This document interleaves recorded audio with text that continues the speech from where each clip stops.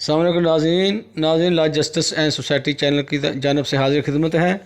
آج ہم آپ کی خدمت میں پیش کریں گے پاکستان کے تیسرے سپہ سالار یعنی ایوب خان کے متعلق بات کریں گے، جو کہ پاکستان کے پہلے دیسی سپہ سالار اور تیسرے کمانڈر ان چیف کہلاتے ہیں۔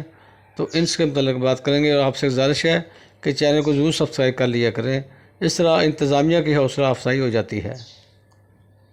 ناظرین، پہلے دیسی چیف آرمی اسٹاف کے متعلق بات کریں گے۔ 17 جنوری 1951 تا 26 اکتوبر 1958 تک۔ اگر جائے پیدائش کوئی معیار ہے تو پھر جنرل سر ڈگلس کریسی پہلے دیسی کمانڈر ان چیف تھے، جو متحدہ ہندوستان کے ضلع مظفر نگر میں پیدا ہوئے۔ لیکن اگر مقامیت و نسل معیار ہے تو پھر ایوب خان پاکستانی فوج کے تیسرے مگر اول دیسی سربراہ گردانے جائیں گے، جو متحدہ ہندوستان کے علاقے ہری پور کے گاؤں ریحانہ میں پیدا ہوئے۔ ان کے نام کے ساتھ صرف یہی نہیں بلکہ کئی اول لگے ہوئے ہیں، جیسے پاکستان کے اول حاضر سروس فوجی وزیر دفاع، اول چیف مارشل لا ایڈمنسٹریٹر، اول فوجی وزیر اعظم 24 تا 27 اکتوبر 1958، اول فوجی صدر، اول 5 اسٹار جنرل، فیلڈ مارشل، جن کے دور میں اولین بھرپور پاک بھارت جنگ لڑی گئی، اور اول جنرل جنہوں نے اقتدار کسی سویلین کی بجائے ایک اور جنرل کے منتقل کیا۔ تو ناظرین، یہ اپنے ان کے اول کے متعلق سنو کہ ان کے ساتھ کتنے اول لگے ہوئے ہیں۔ ایوب خان کے والد میر داد خان سالدار میجر تھے۔ کچھ عرصہ ایوب خان نے علی گڑھ یونیورسٹی میں بھی وقت گزارا، مگر فوج میں کمیشن ملتے ہی وہ تعلیم نامکمل چھوڑ کر عسکری تربیت کے لیے سینڈ ہرسٹ اکیڈمی روانہ ہو گئے۔ جب پاکستان بنا تو بریگیڈیئر ایوب خان سینیارٹی کے اعتبار سے 10ویں نمبر پر تھے۔ 1948 میں میجر جنرل بنے اور اگلے برس کمانڈر مشرقی پاکستان کی ذمہ داریاں دے دی گئیں۔ 1951 میں انہیں لیفٹیننٹ جنرل کے عہدے پر ترقی دے دی گئی۔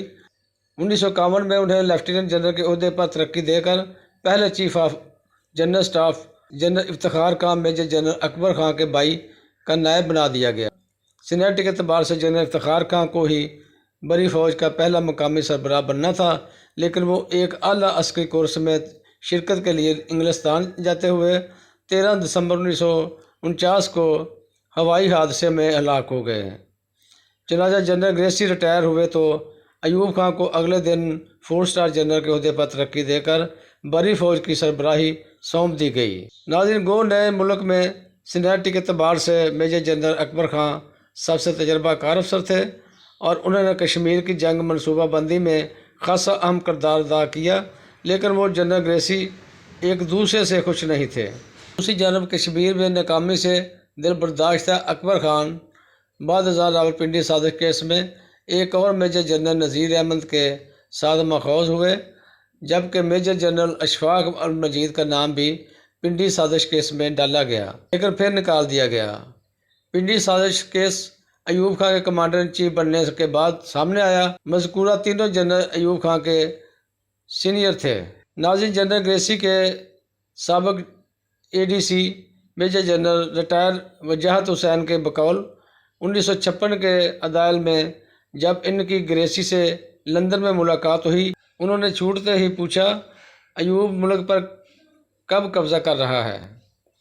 گریسی کے بقول انہوں نے وزیر اعظم لیاقت علی خان کو خبردار کر دیا کہ ذرا دھیان سے رہنا، ایوب خان اونچی ہواؤں میں ہے۔ 27 اکتوبر 1958 تا 17 ستمبر 1966 کو ایوب خان جب از خود ترقی پا کر چیف مارشل لا ایڈمنسٹریٹر اور پھر صدر بن گئے تو انہیں ایک نئے کمانڈر ان چیف کی تلاش ہوئی۔ 5 نام سامنے آئے تھے: میجر جنرل حبیب اللہ خان کھٹک، جنرل علی قلی خان کے والد میجر جنرل شیر علی خان پٹودی، میجر جنرل لطیف خان، میجر جنرل آدم خان اور میجر جنرل محمد موسیٰ۔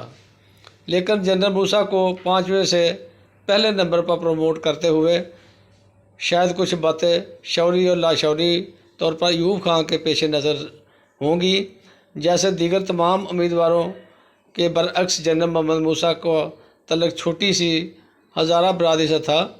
چنانچہ یہ توقع کی جاتی تھی کہ اس پس منظر کے ساتھ جنرل موسیٰ صرف کام سے کام رکھیں گے۔ جنرل موسیٰ برٹش آرمی میں رینکر کے طور پر بھرتی ہوئے تھے۔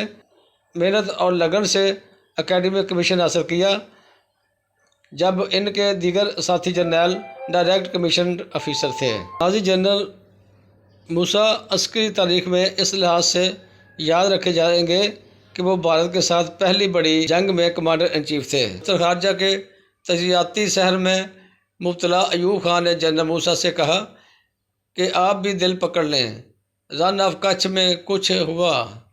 اس سے ثابت ہو گیا کہ ہندو میں ابھی لمبی لڑائی کا حوصلہ نہیں ہے، اور دفتر خارجہ کا تجزیہ ہے کہ جنگ محدود ہی رہے گی۔ چنانچہ منصوبے کے مطابق اگست میں آپریشن جبر العطر کے تحت اس توقع پر بھارت کے زیر انتظام کشمیر میں گوریلا سپاہی بھیجے گئے کہ وادی کے لوگ انہیں دیکھتے ہی بھارتی فوجیوں پر بل پڑیں گے۔ اس کے فوراً بعد گرینڈ آپریشن سلیم شروع ہوا اور کھنورا پر قبضہ کر کے کشمیر کو بھارت سے کاٹ کے وادی کے 5 بھارتی فوجی ڈویژنوں کے لیے چوہے دان بنا دیا گیا۔